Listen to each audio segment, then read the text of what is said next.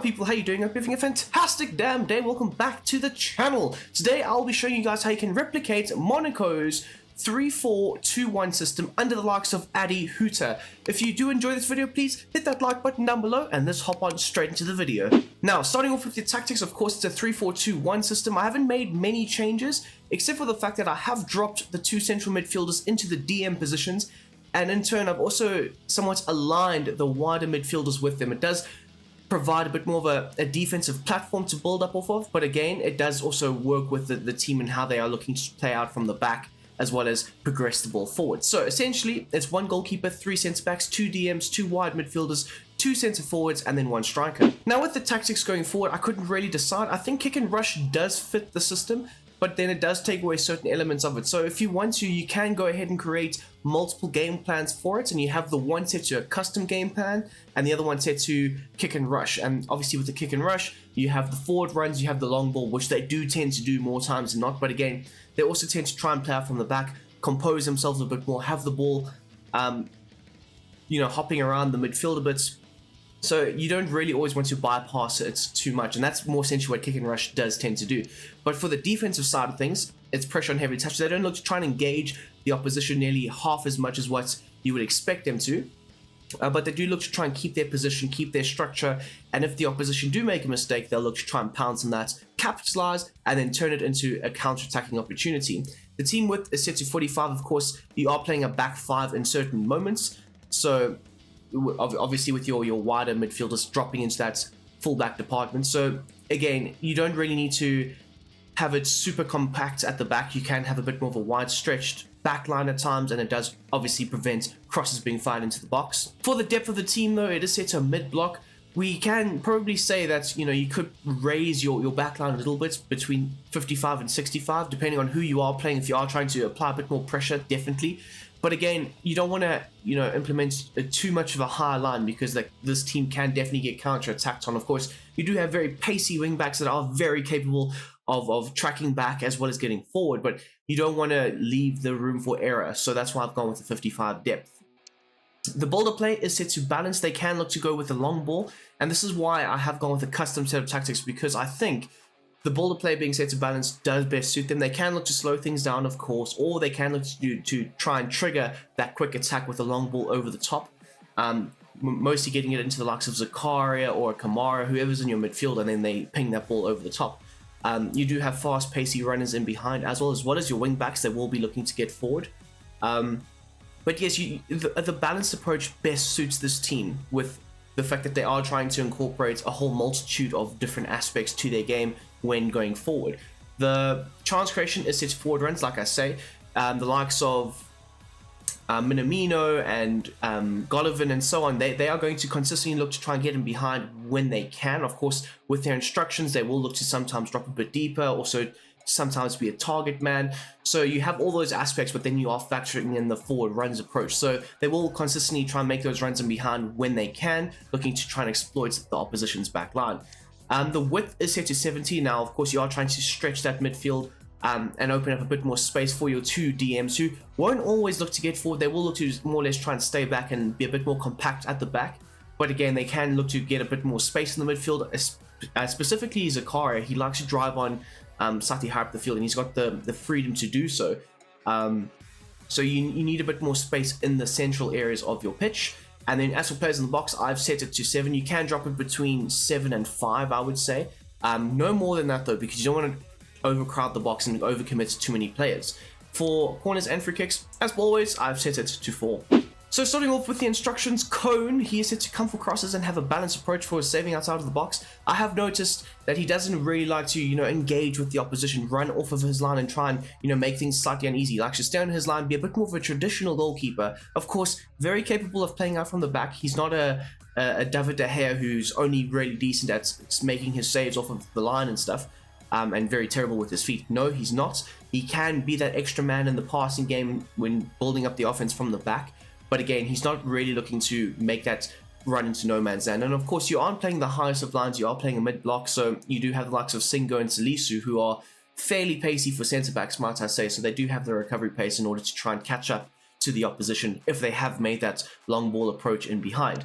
Of course, I think he's quite underrated when it comes to his, you know, claiming of aerial crosses and so on. So I've gone with a come for crosses approach, being very aggressive with that aspect of his game. Now, moving on into your back line, of course, we've got Salisu, Mariappan, and then, of course, Singo. Singo is probably one of my favorite players to use. I don't know why. He's just really good. He's very physical. Of course, he can play a multiple, or he can play in multiple different positions, which I think that's the point that really draws me to him. Of course, he's a centre-back that can play as a wing-back if required.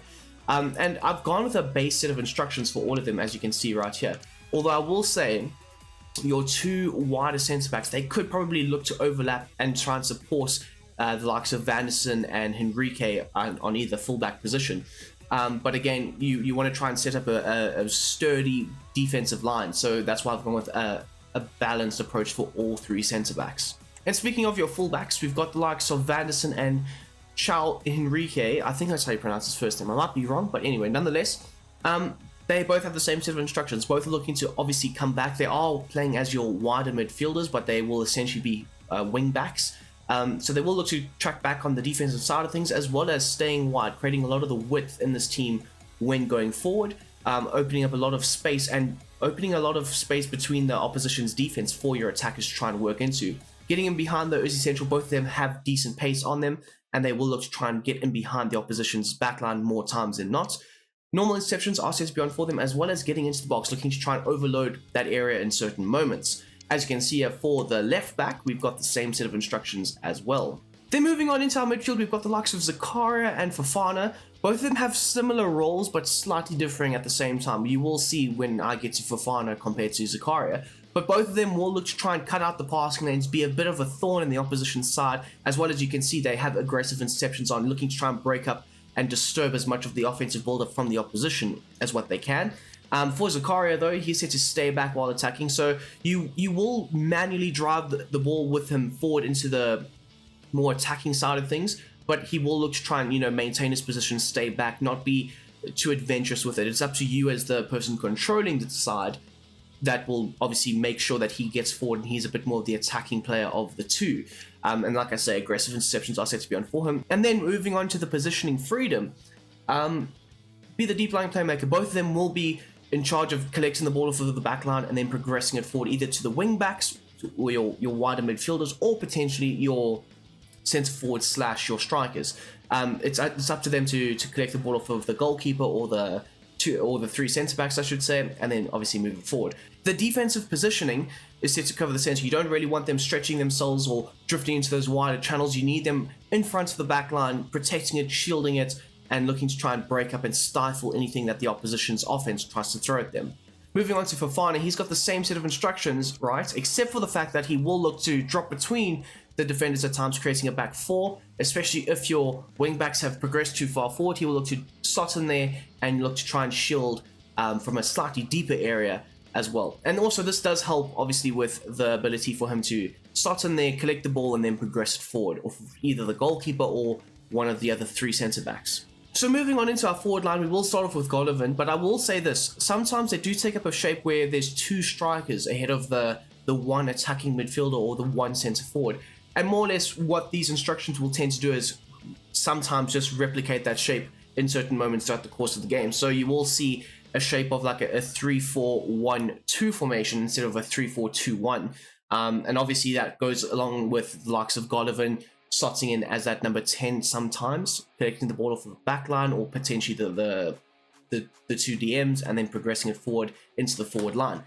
So for Golovin, speaking of which, he is set to having a balance with sometimes looking to drift into those wider channels, linking up with the likes of the left back Henrique, or potentially having a bit more of a narrow berth and allowing himself to take up that more of a number 10 role. So you will see that more times than not.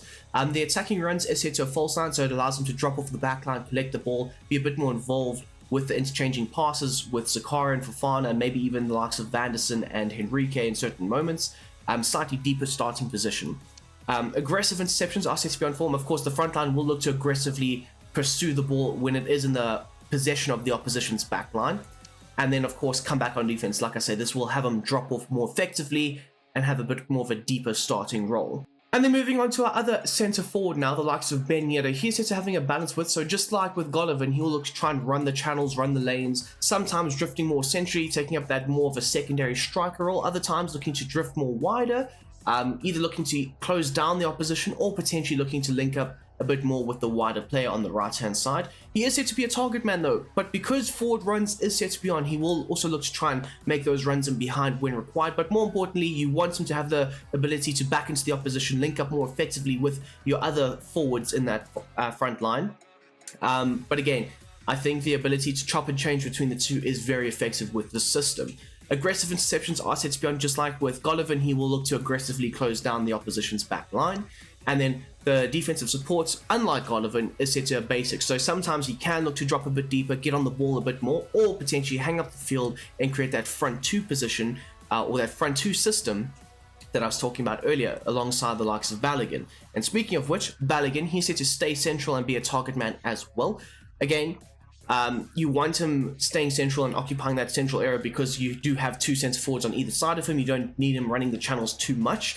And he doesn't really tend to drift wide in games, so that's why I've gone with the central approach. But again, with the target man area, you need him attacking those balls in the box that will inevitably be whipped into the attacking third, but at the same time you want him backing into the opposition, linking up more effectively. And with a system like this where you won't commit too many players forward, you need to look after the ball as best as possible, and I think target man does get the best out of that. Aggressive interceptions though, they're also set to be on for him as well. And then stay forward. You do have quite a few players dropping deeper and getting on the ball, so you don't really need all of them doing so, and you need a bit more of an outlet. And of course, Balogun is quite pacey, so you can have him get on the ball, slightly high up the field, charge at the two or the three defenders that are left in the back line, and then potentially try and capitalize on that. So yes, my people, that is my version of Monaco's 3-4-2-1 system, and technically the 3-4-1-2 system. So if you have enjoyed this video, please hit that like button.